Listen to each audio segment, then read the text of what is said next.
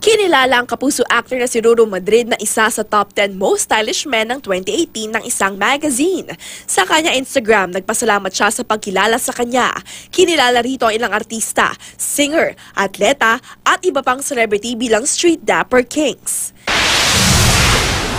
Kapag lumingon ka kay Boyet ka, yan ang hit gimmick sa social media ni My Special Tatay star Ken Chan na kinaaliwa ng netizens. Kabilang sa mga nabiktima sa challenge na ito ang kanyang best friend at nanay sa serye na sina Ana San Agustin at Lilet na very sweet ang naging reaksyon.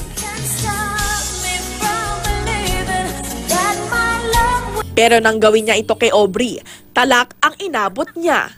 Bakit mo ako manibidyo? Sabi video mo ako. Sino? Aubrey, nagjo-joke lang ako Puro ka joke ka na kung nagkakanta ka na naman sa akin ha! Hot topic sa Twitter nitong weekend, ang pagsimula ng mga bagong kapuso shows. Bago pa man ang pilot episode ng bagong sitcom ni Bossing Vic Soto at Maine Mendoza na Daddy's Girl noong Sabado, gumawa na ito agad ng ingay sa social media at nagtrend pa hanggang ilang oras pagkatapos ng show. Hindi rin nagpahuli ang bagong Sunday night variety show na Studio 7 na nag-top spot pa sa Twitter trends. Nagpasalamat naman ang kapuso star sa mainit na pagtangkilik ng fans sa bagong show na ito.